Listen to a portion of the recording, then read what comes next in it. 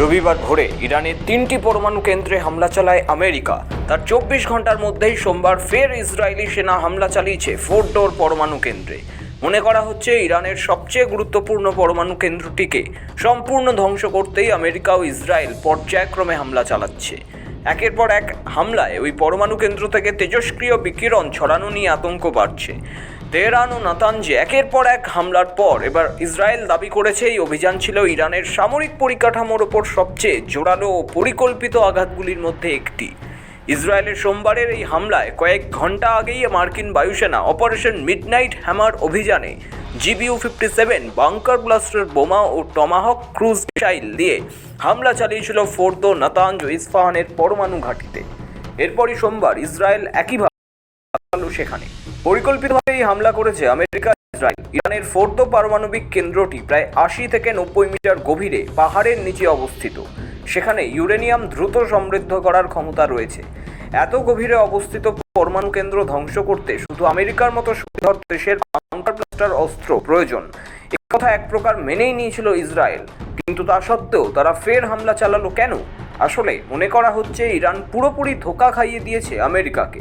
আমেরিকার হামলার আগেই তেহরান 400 কেজি ইউরেনিয়াম এবং অন্যান্য অত্যাবশ্যক সামগ্রী ও সরঞ্জাম সরিয়ে ফেলেছিল।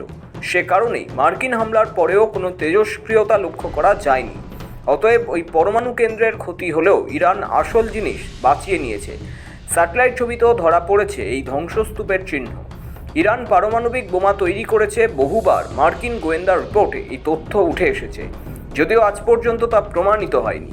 এর মধ্যেই ইরান ইসরায়েল যুদ্ধ, মার্কিন হামলা ইরানের পারমাণবিক কেন্দ্রগুলিতে। বিশেষজ্ঞদের দাবি, দশকের পর দশক ধরে ইরানে মোল্লাতন্ত্র কায়েম রয়েছে। নেতৃত্বে খামেনেই। ক্রমশ জ্বালানি তেলের ভাণ্ডার ইরান বিপজ্জনক হয়ে উঠছে ইসরায়েল, আমেরিকা সহ বিশ্বের একাধিক দেশের জন্য। মরুদেশের শক্তিধর দেশটির উপর থেকে নিয়ন্ত্রণ হারানো মানে মধ্যপ্রাচ্যের উপর থেকে নিয়ন্ত্রণ হারানো। ঠিক সেই কারণেই খামেনেইকে নিকেশ করে ইরানের মোল্লাতন্ত্রের অবসান ঘটাতে চাইছে